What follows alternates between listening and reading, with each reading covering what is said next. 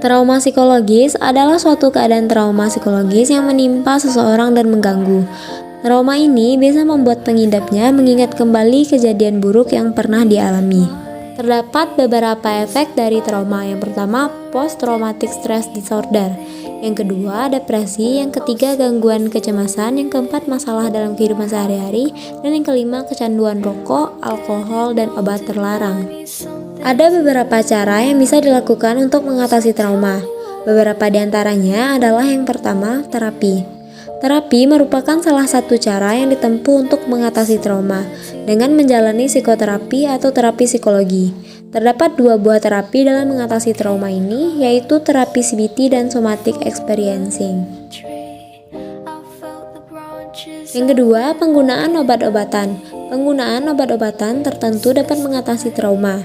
Meskipun sudah mengkonsumsi obat-obatan, dokter tetap harus melakukan pemeriksaan secara rutin terhadap kondisi kesehatan. Ada beberapa jenis obat yang dikonsumsi, yakni yang pertama tranquilizer dan yang kedua antidepresan. Yang ketiga, tindakan mandiri di rumah. Trauma sebenarnya bisa hilang tanpa bantuan ahli medis. Namun, harus ada kemauan diri sendiri untuk terlepas dari trauma yang dialami. Untuk mengatasi trauma tanpa bantuan ahli medis, ada beberapa hal yang bisa dilakukan. Misalnya, tidur cukup dengan konsumsi makanan bernutrisi, rutin berolahraga, dan tetap berinteraksi dengan orang lain. Pengertian anestesi, kesadaran di bawah anestesi juga disebut sebagai kesadaran yang tidak disengaja. Selain anestesi umum, AAGA adalah kompilasi anestesi umum yang jarang terjadi di mana pasien mendapatkan kembali berbagai tingkat kesadaran selama prosedur pembedahan. Kesadaran intraoperatif dapat hadir dengan berbagai tanda dan gejala. Sebagian besar pasien melaporkan pengalaman, yang lain melaporkan kejadian intraoperatif tertentu seperti yang pertama, mendengar suara atau percakapan di ruang operasi. Yang kedua, mengingat rincian operasi. Yang ketiga, merasakan nyeri yang cukup pada intubisi. Yang keempat, mengalami kelumpuhan. Yang kelima, mengalami kecemasan.